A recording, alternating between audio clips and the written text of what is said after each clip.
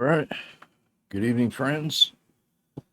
Or if you're across the pond, then it would be good morning. If you are friends to the east of us, I would imagine it'll be a good afternoon by the time I post this. Welcome back to the channel. My name is Jonathan. Coffee cup of the day, Stone Wolf, of course. We are drinking Black Rifle coffee, and it's called Tactisquatch. Ask me what Tactisquatch means, but this is a pretty bold coffee. It's the kind of coffee that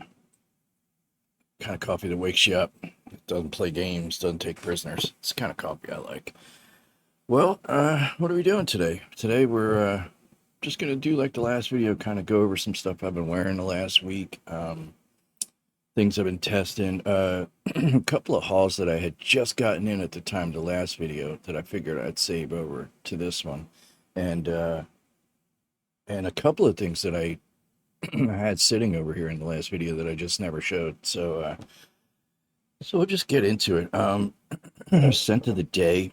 You got the copy of the day. So scent of the day is something that my friend Eugene brought to my attention and reminded me that I love. He's entered it into his fragrance hall of fame, I guess. This is called Hortus Sanitatis, and this is a freaking great fragrance. It's it's unusual. It's an unusual green, medicinal. Um, Nobody ever talks about the papyrus note in this, but the papyrus note in this is great for me. I like papyrus. I don't know why. Maybe it's from art class when I was a kid. I don't know why the note of paper or papyrus or I don't know why that intrigues me, but it does, and this is a great fragrance. So this was my scent of the day, thanks to Eugene. Okay, what have I been wearing the last couple of days? Actually, I wore this earlier today. A friend of mine, Keith, reminded me that I have it. He brought another fragrance of this house to my attention, and I thought I had it, but I don't. But I do have another fragrance from the house, and this is called Maserati. And this is a release from 1989, I believe, and it's a spicy green amber, old school, little bit indolic, patchouli kind of a deal. Really good, way underrated. Terrible packaging. You can hear the cap, but this is a really good fragrance for not a lot of money. Nobody ever talks about that. Okay, what did I wear last couple of days? Well, yesterday I wore this, and this is this one doesn't get a lot of talk. Maybe it did back in the day, but never hear anybody talk about it now. But those that know this is Jacques Pour L'Homme. This is a great fragrance. You see the dent I put in it. I love this fragrance, and it's starting to get cool around here. Temperature's dropping just a little bit. It's still warm during the day, but at night it's starting to get cool. So I'm starting to reach for some of my fall and winter goodies, and this is one of them. This is something I would reach for instead of maybe Amouage. Like if I didn't want to wear, if I didn't want to wear a heavy, classy Jubilation 25, like this is something I would reach for. Um, Love it. It says raspberry, but for some reason I always get plum or like dark fruits. I don't necessarily get a raspberry, like the traditional raspberry that you think of in designers. But Jacques Pour L'Homme. Okay. Some of the other, well, I guess we're getting into, we'll talk about some of the stuff I got in recently. And speaking of plum, this first couple of fragrances that I've gotten in are that have plum in them. And one of them I got is something I've had my eye on for a long time, and I thought it would be good, and it is. And this is Vermeil Pour Homme. Jean-Louis Vermeil, I believe, if I'm not mistaken. It's a great packaging too. Look at that bottle. It's kind of like one of those old school lighters. But this is really good. This has a very curious galbanum and blackcurrant opening. Um, it's very strange, but I like it. And then it just gets darker as it goes. Really good fragrance. Glad I picked that up, and I didn't get it for a lot of money either. Um, I picked this one up, and although the packaging is a little bit, it's seen better days. I thought this was pretty unique. I'd never tried it, and I'd heard good things about it. Um, and I didn't know that this is what I was getting. I just thought I was getting Burberry London.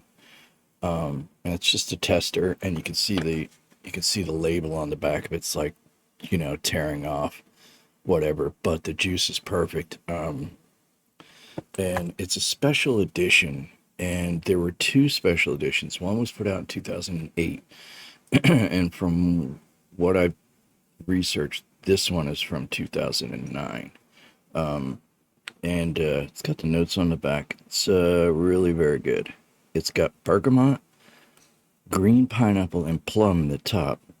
Lavender, watery notes, whatever that means.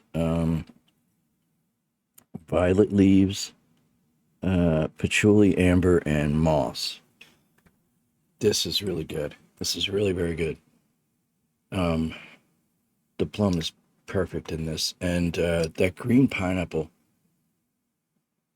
It's it mixes with that plum perfectly. This is really nice. It thought it was going to be a darker fragrance, but it's not. It's kind of lighter. It's a little fruity. I like it.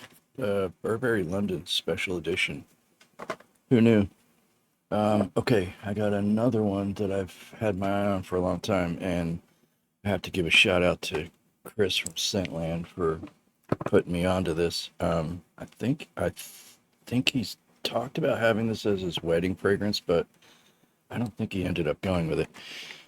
Now, as much as I talk about packaging and with that last one I showed and this one, sometimes you just have to be happy with the juice. Like this is the box that this I got this off of somebody uh on eBay, and the angles that they took the picture from the box didn't look like this, and this plastic thing in here is like coming off.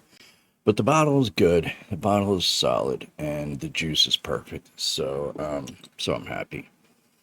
And this is another one that uses plum. Uh, this is really nice. Jocko by Karl Lagerfeld.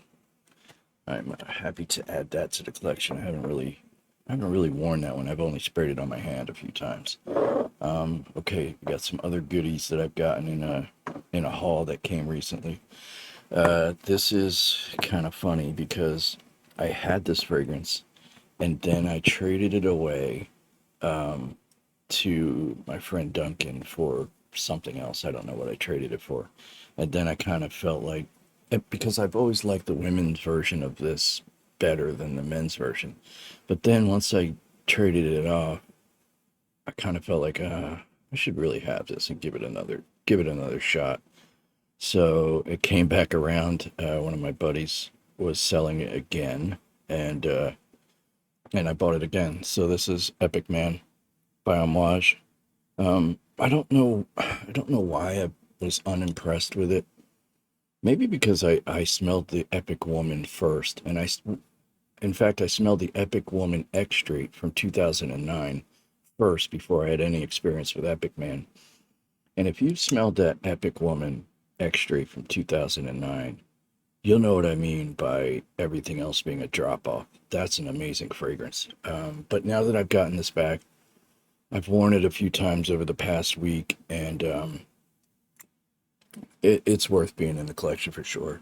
There's no doubt about it. It's a great fragrance, and I'm sure it'll be something I grow to love. All right, let's see what's happening here.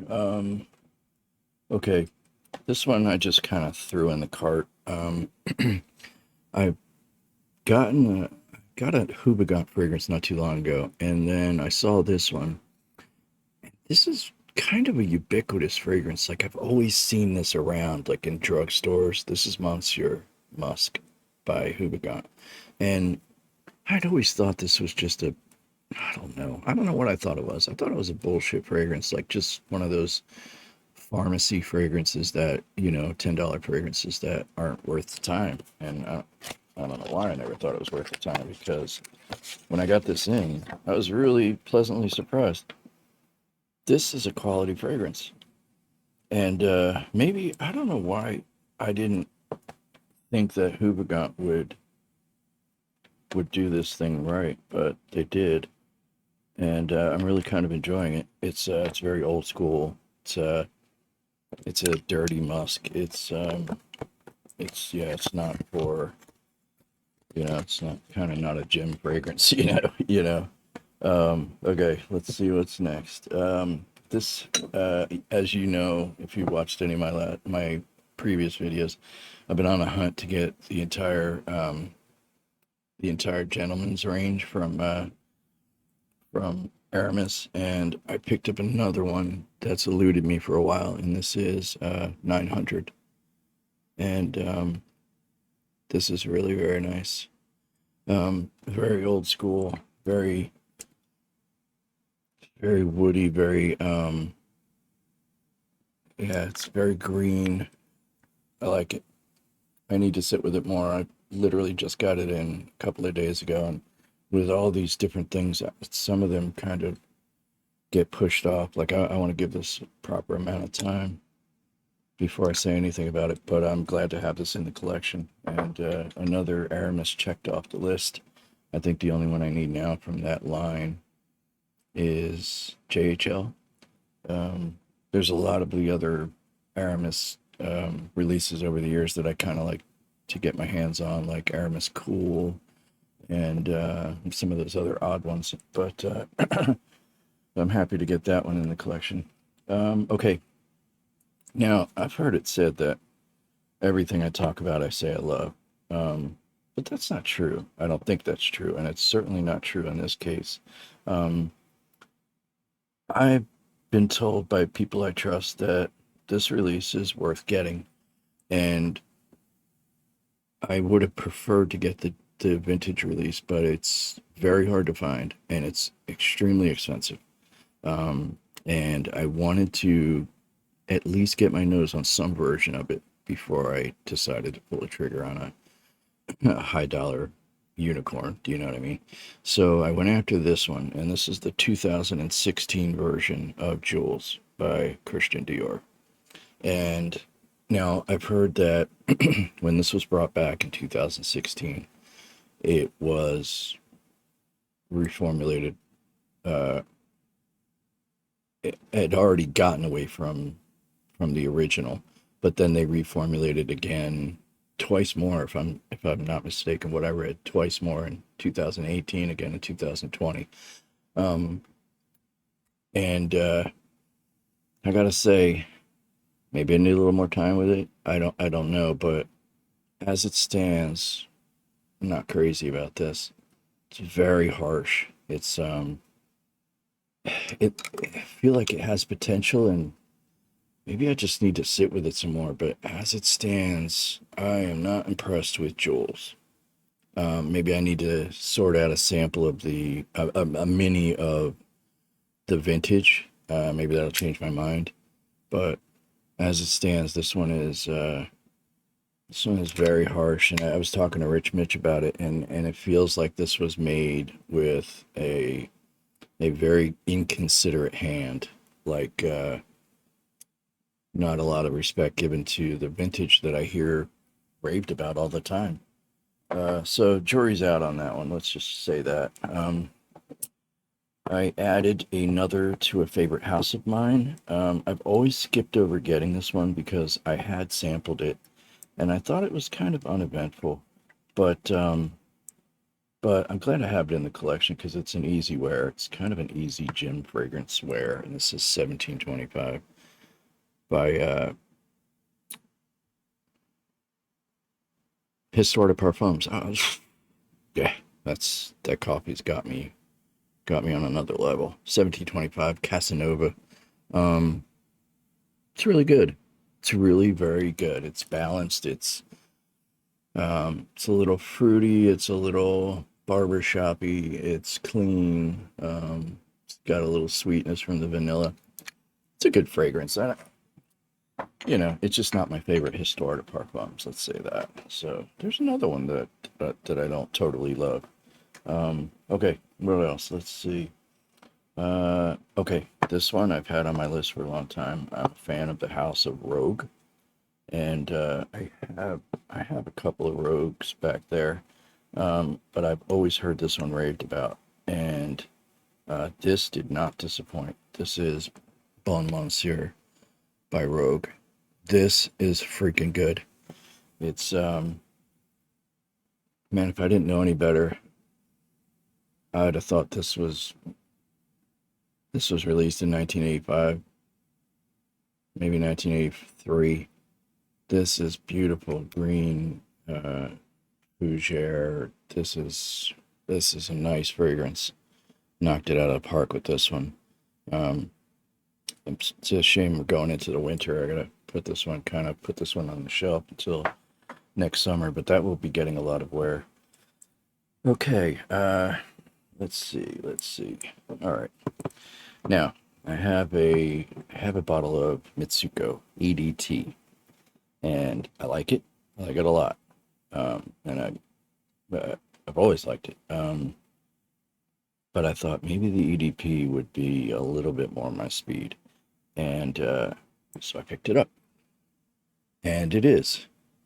It's deeper, richer, a little bit more punchy. It's got um,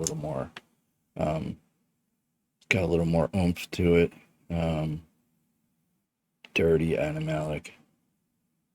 I get like a booziness from this.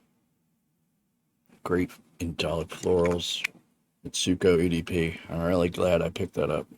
Um, I guess next up is the Parfum, but I'm not going to pick up a Parfum of that until I pick up a Parfum of my beloved 19, which I am desperately low on. Yeah, so we'll see. We'll see how that goes. Okay.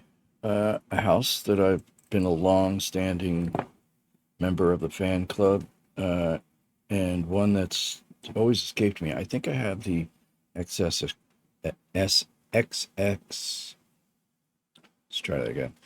XS Extreme, which is kind of nice. I like it, but I'd always kind of passed over this one, and I thought this should be in the collection. And it's better than I thought it was. I thought it was gonna be good, and it's gotten a lot of hype, and it seems like one of those fragrances that you could not like. But I didn't think I would be impressed with it. But this is good, and this is I guess the older bottle style. I guess it's in a new bottle now, but I'm glad I got this one, because I wouldn't want to get the newer version and then always be wondering, what this is like. So this is a win. Let's see. Okay, we got a couple more, and then I think we'll just call it a day. Pardonnez-moi. Oh, that coffee is strong. Holy cow. Okay. I got this one, and I got it for a steal. That's why I picked it up. And I have one from this house, and I've tried several others, and I like this house. This is a house called Attar Collection, if I'm not mistaken. Yes, Attar Collection.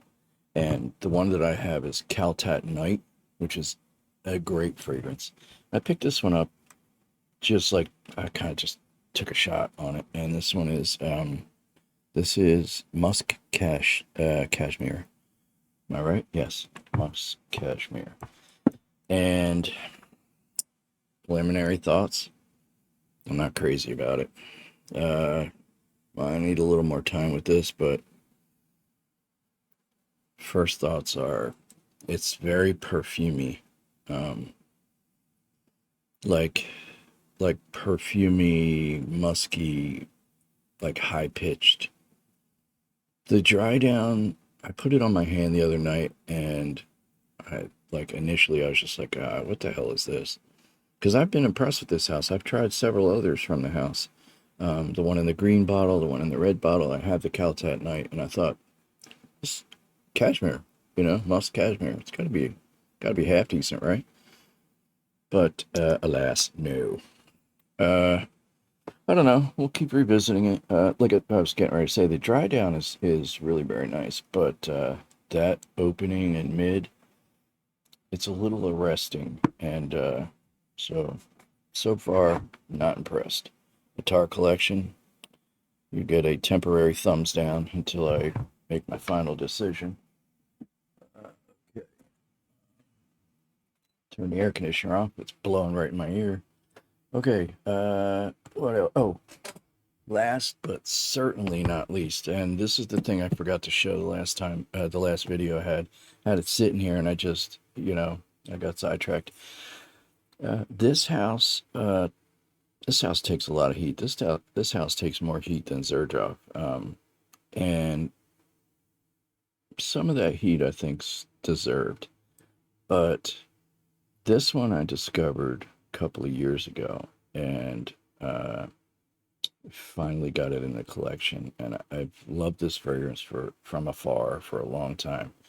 And this is called Sahara, and this is from the house of Fragrance Du Bois. And now I've tried several things from the house of Fragrance Du Bois, and some of them were okay. Some of them I wasn't crazy about at all, like the intense orange one, and some of those other ones I'm like, a little too much money for what it is. But this one, I don't give a damn what anybody says. This is a freaking good fragrance. The packaging is over the top. The packaging, I think, is even more over the top than Xerjoff. It's wild. Look at that.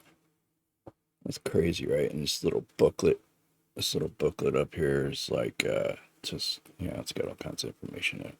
But great presentation. Can't say anything about the presentation. And I always, Sahara Oud. That's what it's called, Sahara Oud. And look at that juice. This thing is freaking good. I don't care what anybody says. If you haven't tried this one, then you can't make a complete blanket statement about the house. Man, this is one of my favorite.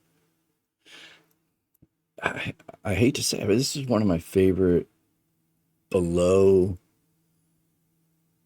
oud dish. Like, what am I trying to say?